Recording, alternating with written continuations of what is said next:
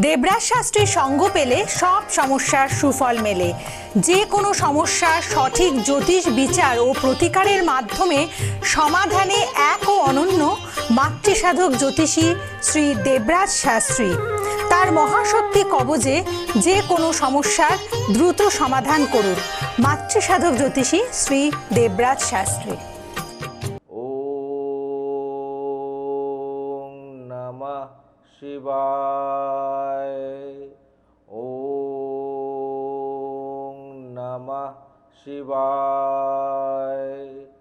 ওম নমঃ শিবায়। গুরু পূর্ণিমায় সর্বোপরি আমার জন্মদাতা পিতামাতাকে সশ্রদ্ধ প্রণাম এবং আমার শিক্ষাগুরু যিনি আমাকে শিক্ষা দান করেছেন তার পায়ে শতকোটি প্রণাম, এবং যিনি জ্যোতিষ গুরু, যিনি আমাকে জ্যোতিষ শাস্ত্র শিখতে এবং শেখাতে সাহায্য করেছেন এবং প্রতিষ্ঠিত জায়গায় পৌঁছাতে সাহায্য করেছে, সেই জ্যোতিষ গুরুকে আমার সশ্রদ্ধ প্রণাম। তন্ত্র গুরুকে আমার সশ্রদ্ধ প্রণাম, যারা কঠিন থেকে কঠিনতর সমস্যা নিয়ে যখন দেবরাজ শাস্ত্রীর কাছে আসে, সেই গুরুর শিক্ষা আজকে কঠিন থেকে কঠিনতর সমস্যা থেকে বের করে আনতে পেরেছে।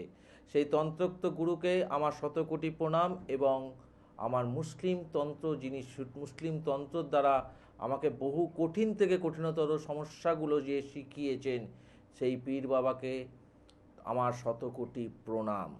এবং এই যাদেরকে প্রণাম জানালাম তারা অনেকেই এখন আর পৃথিবীতে নেই, কিন্তু তাদের শিক্ষা আজকে আলোকিত করেছে সেই দেবরাজ শাস্ত্রী। বারবার একটা কথা যখন আপনাদেরকে বলি যে জ্যোতিষ বা তন্ত্র সমস্যা থেকে মুক্ত করার একটা উপায়, একটা বিচার, একটা উপায়, সেটা বলতে গিয়ে আজকে গুরু পূর্ণিমায় আমার জ্যোতিষ গুরু, যিনি আমাকে হাতে কড়ি করে জ্যোতিষ শিখিয়েছেন, আজকের কথা বলছি না, 1995-96 সালের কথা বলছি। সেই সময় কম্পিউটার ছিল না, কোনো ল্যাপটপ ছিল না,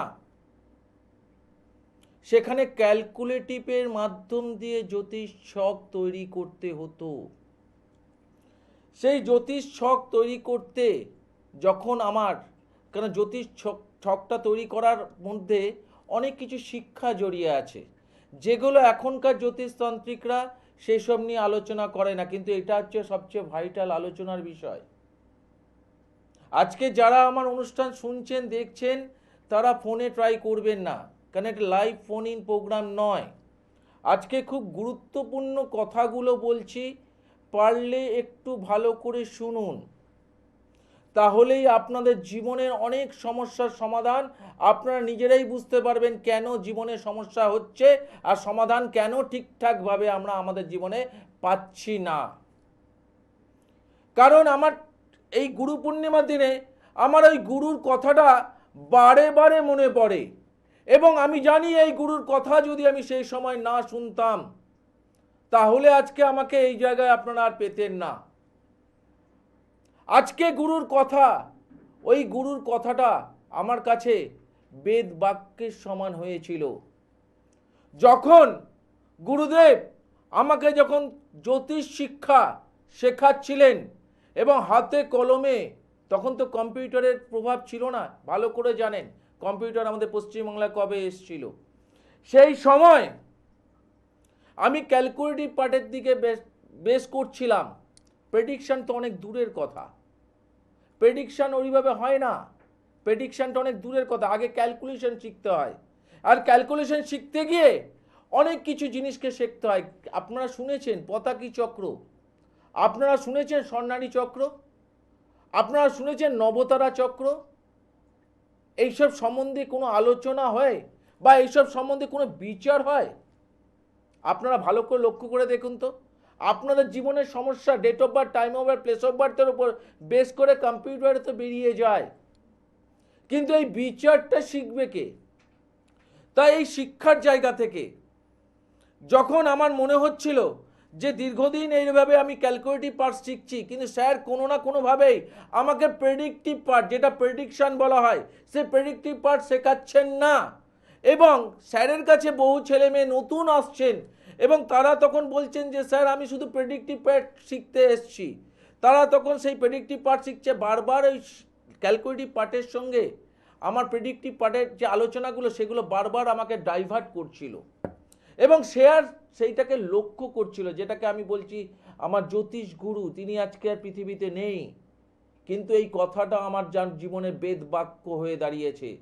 এবং তিনি বুঝেছিলেন যে একমাত্র সেই শিষ্য যে দেবরাজ শাস্ত্রী, তার ভিতরে কোয়ালিটি আছে, সেই কোয়ালিটির জন্য আজকে সুযোগ্য শিষ্য হতে পেরেছি। আমি জানি না আপনাদের জীবনে আমি অনেক মানুষকে এইভাবে উপকার করেছি, মুখের কথা নয়, বাস্তবে। এবার আমি আসছি সব ঘটনায়। তা এইরকম করতে করতে একটা টাইমে স্যার বলছে যে তুমি যখন ক্যালকুলেটিভ পার্ট শিখছো, তুমি বারবার তুমি প্রেডিক্টিভ পার্টের দিকে বেশি তোমার ধ্যান চলে যাচ্ছে কেন? তা সব ছেলেমেয়েরা যখন চলে যায় তখন স্যার আমাকে বসিয়ে বলল যে দেবরাজ তোমার সঙ্গে একটু কথা আছে, বসো। তা সব চলে যাওয়ার পর বলে হ্যাঁ স্যার বলুন স্যার। বলছে দেখো, দুরকম জ্যোতিষ শেখা যায়, দুরকম তন্ত্র শেখা যায়, একটা অর্থ ইনকাম করার জন্য, আরেকটা মানুষকে উপকার দেবার জন্য। জ্যোতিষটাও ঠিক তাই, একটা অর্থ ইনকাম করার জন্য, আরেকটা মানুষকে উপকার দেবার জন্য। আমি বললাম স্যার বুঝলাম না। বলছে তাহলে তোমাকে একটা গল্প বলি, এই গল্পটা খুব ভাইটাল গল্প, ভালো করে শুনবেন। স্যার এটা আমাকে বলেছিল, এটা আমার কানের মধ্যে বেদ বাক্যতে পরিণত হয়েছিল বলে আজকে দেবরাজ শাস্ত্রীর জায়গায় পৌঁছাতে পেরেছে। সেটা কি? একজন নাপিত, সে চুল কাটে, তার কাছে বিভিন্ন মানুষজন আসে, সে চুল কাটছে এবং একজন ব্যক্তি সে চুল কাটছিল, কাটতে কাটতে নাপিতের হঠাৎ চোখে পড়ল পায়ের মধ্যে একটা এত বড় একটা বিষাক্ত বিষ ফোড়ার মতো, একটা অনেকটা পেকে গেছে ফোড়াটা এবং সেই ফোড়াটা দগদগ করছে। তা নাপিত চুল কাটতে কাটতে সেই ব্যক্তিকে বলল যে স্যার আপনার পায়ে কি হয়েছে? তখন বলছে আর বলিস না, পায়ে যে ফোড়াটা, যেন ডাক্তারের কাছে গেছিলাম, ডাক্তার বিভিন্ন টেস্ট দিয়েছে, টেস্ট করার পরে অপারেশন করতে হবে, তার জন্য তখনকার সময় 20,000 টাকা খরচা হবে। তা নাপিত ভাবছে এই ফোড়া কাটার জন্য 20,000 টাকা দরকার, এ তো আমি করে দিতে পারবো। তা নাপিত তখন সে বলল যে যদি অভয় দেন স্যার, আমি কি কিছু করে দেবো? তুই কি ডাক্তার নাকি? তুই কি ডাক্তারি জানিস নাকি? বলছে না সে কিছু জানি না, কিন্তু আমি দেখি না চেষ্টা করে। তখন বলছে এসব করতে যাস না। বলছে বলতে বলতে সে কি করছিল, তার খুঁটটা যেটা ছিল সেটা ওই চামড়ার মধ্যে প্রতিনিয়ত ধার করে যাচ্ছিল। ধার করতে করতে কথা বলতে বলতে হঠাৎ করে সেই খুঁটটা তার ওই বিষাক্ত ফোড়ার উপরে চালিয়ে দেয় এবং প্রচুর পরিমাণে পুঁজ এবং রক্ত সমেত পুঁজ বেরোয় এবং সেই বেরোনোর ফলে যিনি যার ঘটনা ঘটেছে তিনি ভয় পেয়ে যান। তিনি তো তার চুল কাটার পয়সাটাও দিলেন না, তিনি রেগে উল্টো পুল্টো কথা বলে তিনি চলে গেলেন। নাপিত ভাবলেন যে আমি কি ভুল করলাম বা কি করলাম বুঝতে পারছি না, কিন্তু তিনি পয়সাও দিলেন না, রেগে ভেগে চলে গেলেন। তা মাস খানেকও নয়, 15-16 দিন পর সেই ব্যক্তি ছুটে ছুটে আসে নাপিতের কাছে, এসে বলল যে তুই কি করেছিস? বলে কেন? বলছে আমার ফোড়া সেরে গেছে, দেখ আমার ফোড়া শুকিয়ে গেছে, সেরে গেছে। এবং সেই খুশি মনে নাপিতকে 11 টাকা দিল এবং একটা মিষ্টির প্যাকেট দিল এবং চুল কাটার টাকাটাও সে দিল। নাপিত তখন ভাবল যে কাজটা ডাক্তাররা 20,000 টাকা লাগে, সেই কাজটা 11 টাকায় করে ফেললো। আমি সেই কাজটাই করলাম, কিন্তু আমার পারিশ্রমিক 11 টাকা। তা নাপিত একটু দুঃখ হলো এবং নাপিতের নাম দিনকে দিন ছড়িয়ে পড়লো মার্কেটে এবং ছোটোখাটো ফোড়া নিয়ে নাপিতের কাছে আসে। কোনো জায়গায় 11 টাকা, কোনো জায়গায় 22 টাকা, কোনো জায়গায় 51 টাকা, কোনো জায়গায় 100 টাকা, এরকম পেতে থাকে, কিন্তু নাপিতকে কেউ 20,000 টাকা দেয় না। তা নাপিত বলল যে কাজটা ডাক্তারের কাজ, সেই কাজটা আমি করছি এবং আমি তাদেরকে সারাচ্ছি, কিন্তু 20,000 টাকা তো আমাকে কোনো মতে কেউ দিচ্ছে না। খুব বেশি হলে 100 টাকা অবধি বা 150 টাকা অবধি আমি পাচ্ছি, এর বেশি তো পাচ্ছি না। তার নাপিতের তখন মনে হলো যদি আমাকে এই কাজটাই করতে হয় তাহলে ডাক্তারিটা আমি শিখব, তাহলে নিশ্চয়ই আমাকে টাকা দেবে। তার নাপিতগিরি ছেড়ে সে ডাক্তারি হতে গেল বা ডাক্তার শিখতে গেল। তা অনেক সময় শেখার পরে নাপিত যখন ফেরে তখন নাপিত আর ফোড়া কাটতে পারে না, কারণ নাপিত বুঝে গেছে যে কোন শিরা উপশিরা যে আমাদের সারা শরীরের মধ্যে চলে, কোনো উপশিরা এমনভাবে যদি কেটে যায় সেখান থেকে মানুষটি প্রাণ পর্যন্ত যেতে পারে। তাই নাপিতের কাছে যখন আসছে সে তখন বিভিন্ন টেস্টের মাধ্যম দিয়ে এবং সেগুলো করার পর তারপরে সে বলছে যে এই ফোড়া অপারেশন করতে এই টাকা লাগবে। তা এই কথাটা স্যার আমাকে কেন বলেছিল, কারণ প্রকৃত জ্যোতিষ শিখতে গেলে ধৈর্যের দরকার, ও খুব ধৈর্যের দরকার এবং একগ্রতার জায়গাটা দরকার। শিক্ষা একগ্রতা না থাকলে তুমি জ্যোতিষ শিখতে পারবে না।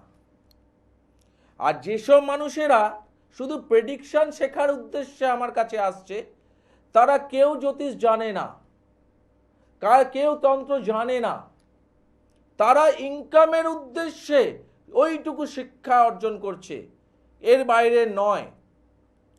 এবং এই ধরনের মানুষের কাছে যারা যাবে তাদের ওরকমই জায়গাটা হবে, কিন্তু কোয়ালিটি লোকের কাছে যদি মানুষ পৌঁছায় তাহলে সেই প্রকৃত শিক্ষাটা সে পাবে, যেটা নাপিত তার ডাক্তারি হওয়ার পর জানতে পারলো যে কোন শিরাটা বা উপশিরার মধ্যে কোনো জায়গায় কাটতে গিয়ে যদি এমন কিছু শিরা আমাদের শরীরের মধ্যে থাকে যেটা কোনোভাবে কেটে গেলে মানুষের প্রাণ নাশ হতে পারে।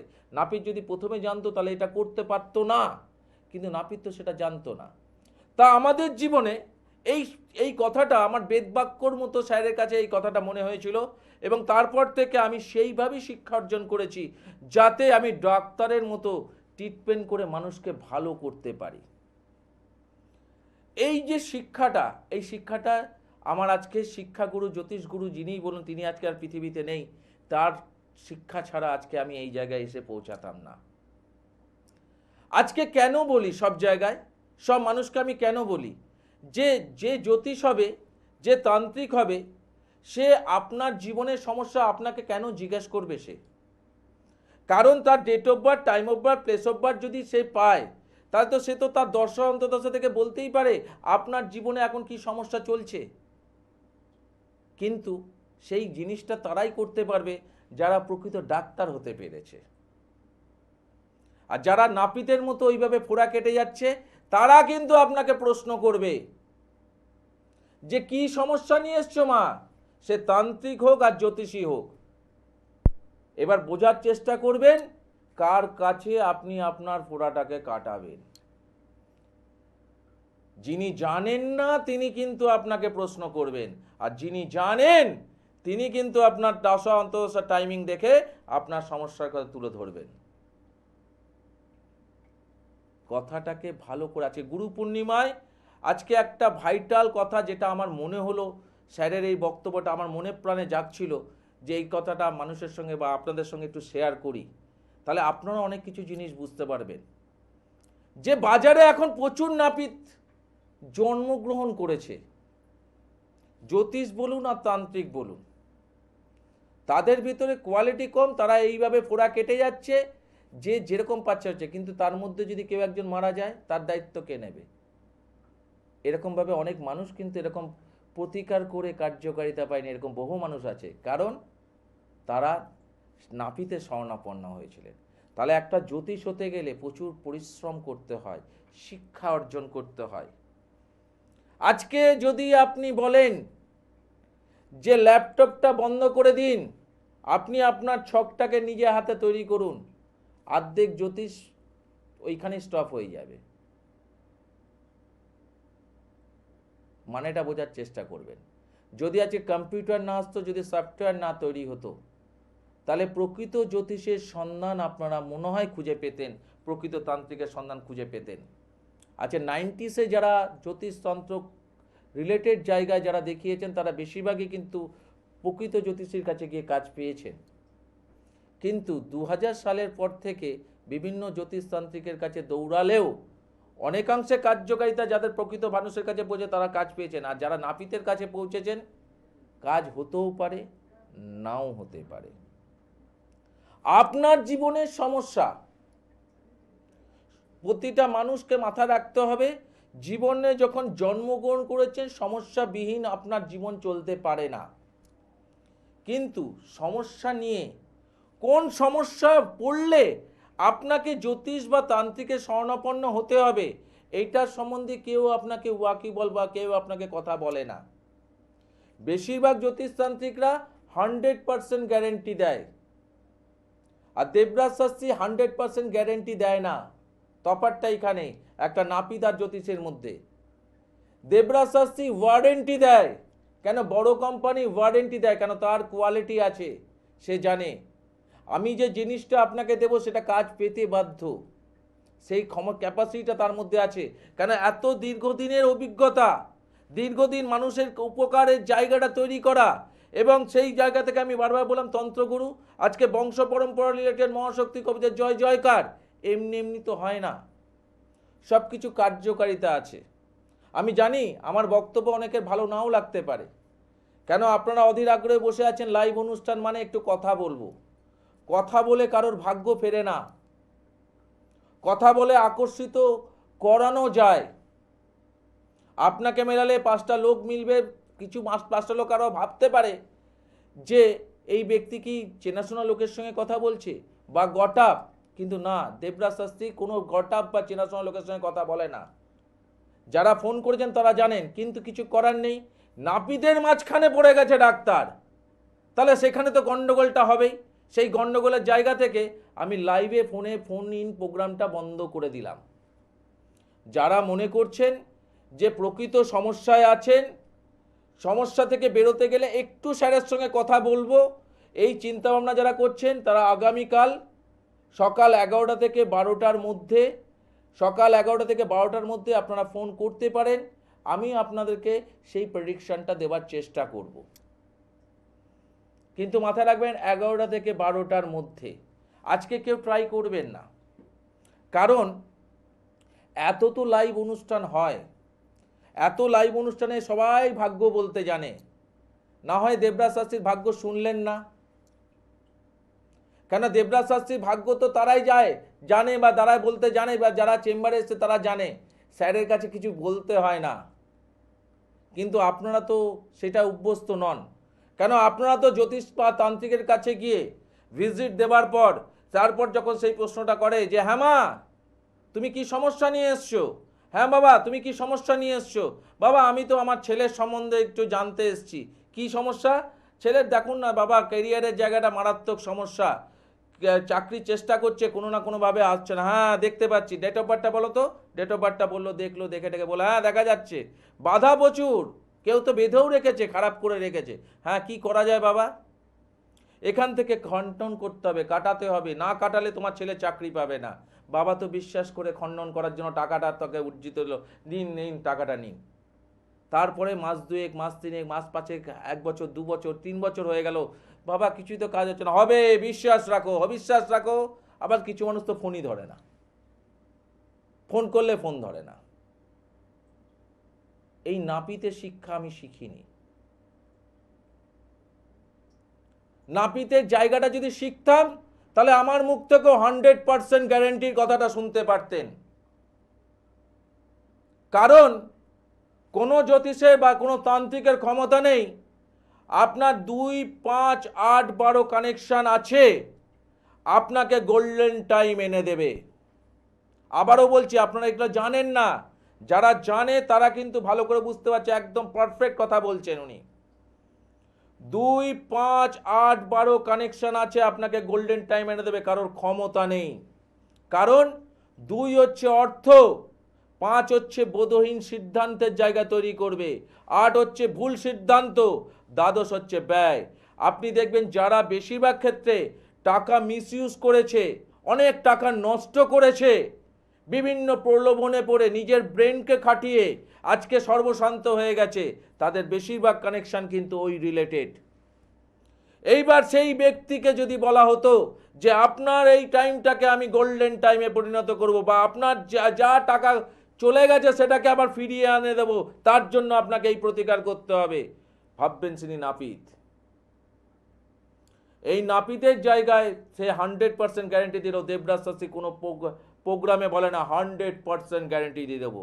দেবরাজ শাস্ত্রী একটা কথাই বলে যে আপনার জীবনের সমস্যা নিয়ে আপনি আসবেন, আপনার সমাধানের রাস্তা আমি খুঁজবো, খোঁজার পর আমি প্রতিকার দিলেও দিতে পারি, আর দেবার পর আমার দায়িত্ব থাকবে যতদিন না আপনি সমস্যা মুক্ত হবেন ততদিন আপনার পিছনে আমি ছাড়বো না।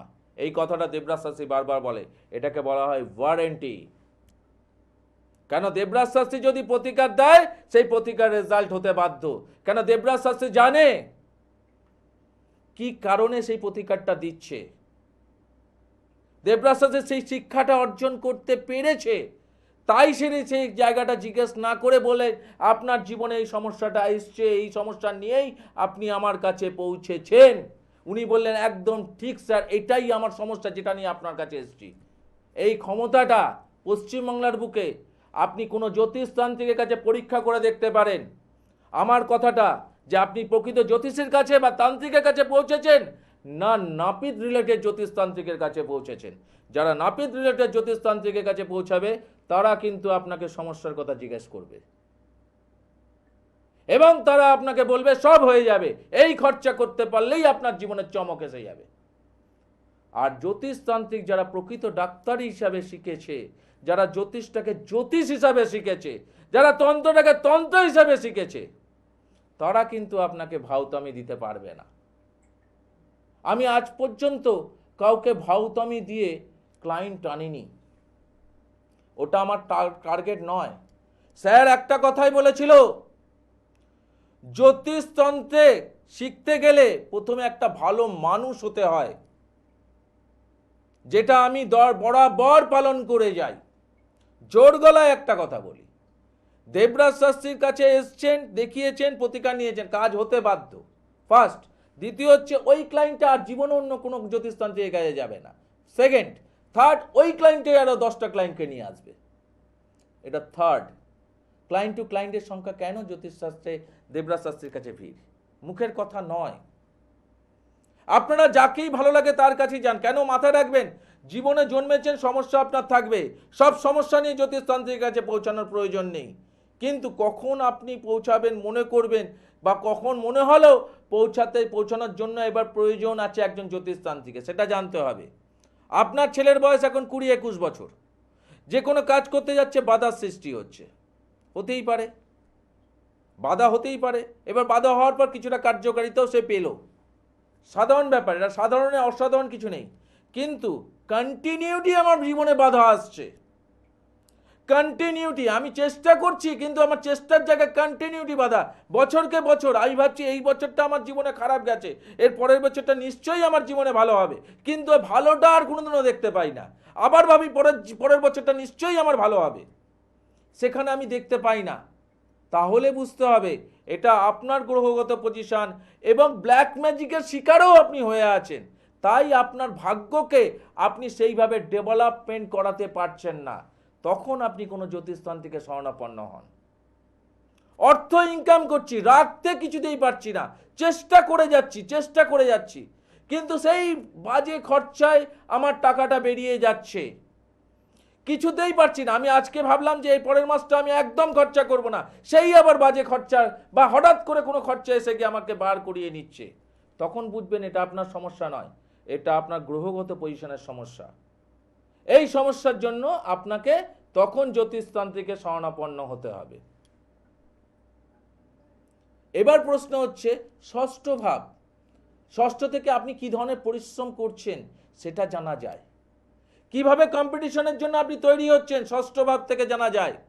ষষ্ঠ ভাব থেকে চাকরি বিচার করা হয়, অনেক কিছু বিচার করা হয়। দশম ভাব কর্মস্থান, আপনি কি কর্মকে চুজ করেছেন, যেটা আপনার ভাগ্যকে আপনার কর্মের সাথে সাহায্য করছে। যদি না করে তাহলে আপনার জীবনে পরিশ্রম করে গেলেও সাকসেস পাবেন না, যতক্ষণ না কর্মের পরিবর্তন আপনি চেঞ্জ করেন।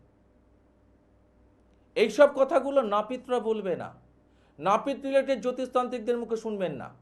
তাদের একটাই বক্তব্য থাকবে, আপনার ছেলে বা আপনার মেয়ের বিয়ে হচ্ছে না, কেউ বেঁধে রেখেছে, সেই বেঁধে জায়গাটা ক্লিয়ার করার জন্য 100% গ্যারান্টি দিয়ে আমার কাছে আসলে আমি করে দেব।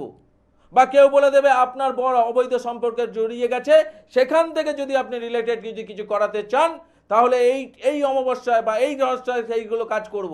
কারণ এই ধরনের ক্লায়েন্ট আমার কাছে এসছে, আমাকে বলছে, লিখিত করেছে, তিনি বলছেন যে স্যার আমি একটা প্রোগ্রাম দেখেছি, সেখানে বলছে নাকি এই টাইমে করলে নাকি অর্থনীতির যে প্রবলেম সেই প্রবলেম সব সলভ হয়ে যাবে, ধার দেনা যারা ছিল সেই ধার দেনা প্রবলেম সলভ হয়ে যাবে। আমি স্যার বিশ্বাস নিয়ে দৌড়েছিলাম, কিন্তু আমি সেই ব্যক্তিকে আগে আমার কাছে এসেছিলেন, কিন্তু আমি তাকে বলেছিলাম আপনি ওই টাকা ফেরত পাবেন না, কিন্তু উনি তো মানতে চান না, কেন ওনার অনেক কোনো টাকা চলে গেছে।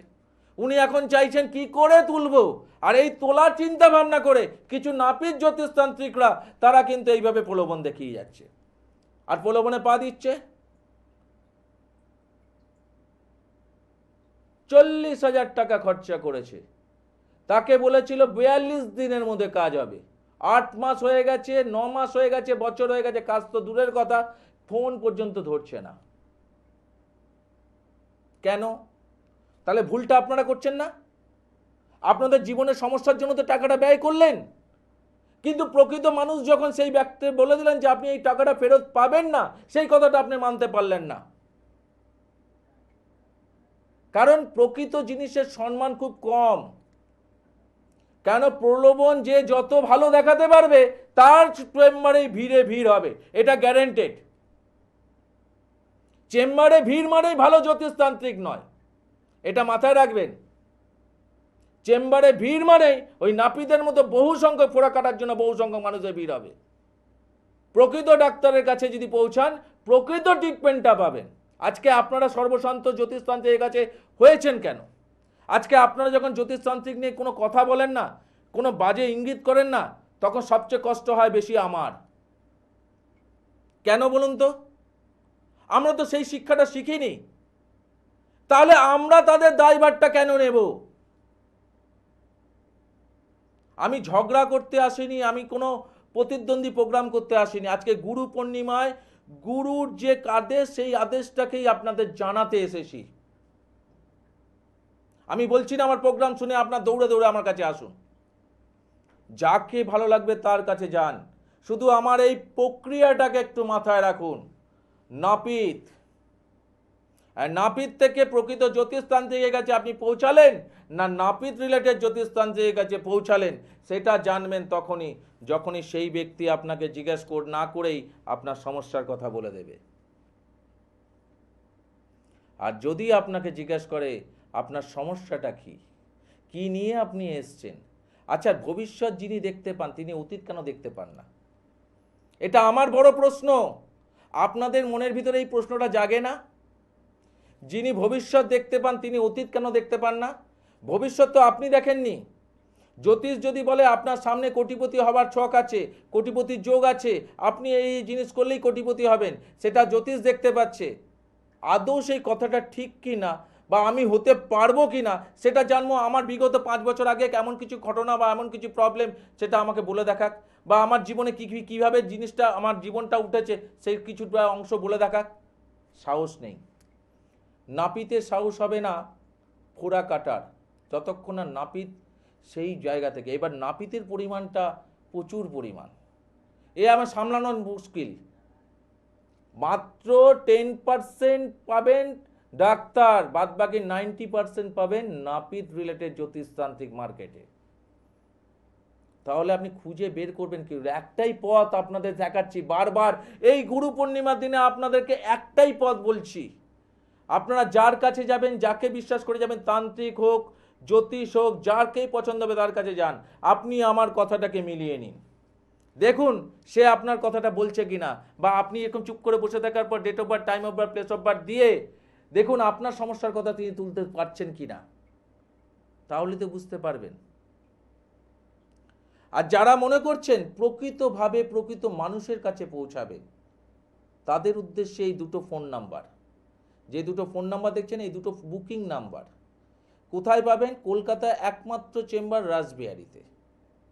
এছাড়াও চুঁচুড়াতে চেম্বারে শনি ও রবিবার পাবেন চুঁচুড়াতে, শুক্রবার পাবেন রাসবিহারী, শনি রবিবার পাবেন চুঁচুড়াতে, এছাড়াও পাবেন কৃষ্ণনগর, বর্ধমান, দুর্গাপুর মাসে একবার। এছাড়াও যারা দূর দূরান্ত থেকে অনুষ্ঠান দেখছেন কিন্তু একজন ভালো মানুষের সন্ধানে খুঁজে বেড়াচ্ছেন, তাদের উদ্দেশ্যে অনলাইন কনসালটেন্সি আছে, সেটাও কিভাবে করতে হবে সেটার জন্য জেনে নেবেন। তবে মাথায় রাখবেন যে প্রকৃত মানুষের কাছে গেলেই সমস্যার সমাধান হয়। আমি আবারও বলছি না যে আমি ঠিক আর বাদবাকি সব ভুল। আমার মতো অনেক মানুষজন আছে যারা প্রকৃতভাবে কাজ করে যাচ্ছে, প্রকৃত মানুষের উদ্দেশ্যে যাতে তারা ভালো হয় সেই উদ্দেশ্যে কাজ করে যাচ্ছে, কিন্তু সেই উদ্দেশ্য মানুষ খুঁজে বেড়াচ্ছে, সেই মানুষগুলোকেই মানুষ খুঁজে বেড়াচ্ছে, কিন্তু বারবার সেই নাপিত রিলেটেড জ্যোতিষতান্ত্রিকের সম্মুখীন হয়ে যাচ্ছে। আর জ্যোতিষতান্ত্রিকের সম্মুখীন হয়ে বারবার তারা পয়সাগুলোকে জলাঞ্জলি করে ফেলছেন। আর জ্যোতিষের বদনাম যখন করছেন তখন আমাদের মতো জ্যোতিষতান্ত্রিকদের গায়ে লাগে, কারণ আমরা সেই শিক্ষায় শিক্ষিত হইনি। আমরা 100% গ্যারেন্টি দিয়ে কোনো কাজ করতে পারি না। কোনো ডাক্তার 100% গ্যারেন্টি দিয়ে কোনো ট্রিটমেন্ট করে না, কোনো অপারেশন করতে যায় না। তার সত্ত্বেও আমরা অপারেশন ডাক্তারকে দিয়ে করাই। কেন? আমরা জানি সেই ডাক্তার সেই অপারেশন করার জন্য তৈরি হয়েছেন, তাই তিনি পারেন এই অপারেশনটা করতে, তাই সেই ডাক্তারের শরণাপন্ন আপনারা হন। এবং সেই ডাক্তার মনে প্রাণে চায় সেই রুগীটা যেন ফিরে যায়, অপারেশন করার পর সেই রুগীটা যেন বাঁচে, ভালোভাবে বাঁচে। ডাক্তার মারার উদ্দেশ্যে কিন্তু অপারেশন করতে যায় না। তাই জন্য ছোটবেলা থেকে একটা কহাবত শুনেছিলেন না, যদি মরতে হয় বড় ডাক্তারের হাতে মরতে হয়। তাহলে আপনাদের জীবনে এত সমস্যা, সব সমস্যার জন্য ছুটতে হবে জ্যোতিষতন্ত্রের কাছে? না, আমি এটাকে পছন্দ করি না।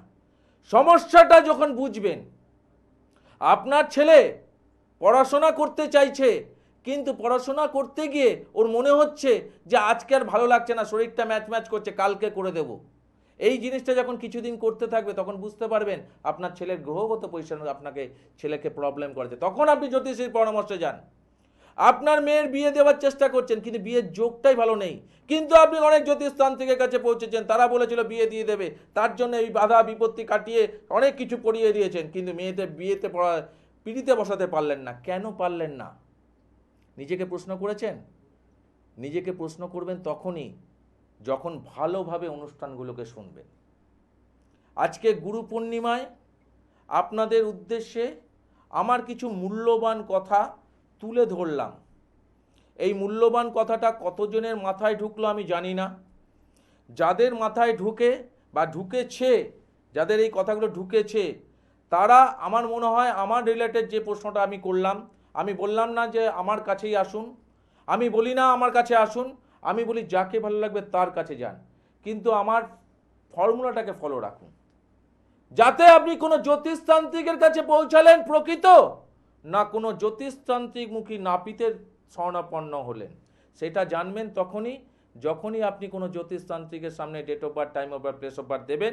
যদি না থাকে হাত দেখাবেন, হাত দেখিয়ে বা অন্যান্য পদ্ধতির মাধ্যমে আপনার সমস্যার কথা তিনি তুলতে পারেন কিনা সেটা আগে দেখবেন। যদি দেখছেন যে না তিনি বলতে পারছেন না, তাহলে আপনার দেবরাজ শাস্ত্রীর কথাটা মাথায় নিয়ে নেবেন যে এই ব্যক্তি জ্যোতিষ বা তান্ত্রিক হতে পারে না, এই ব্যক্তি নিশ্চয়ই জ্যোতিষতান্ত্রিক রূপে নাপিত।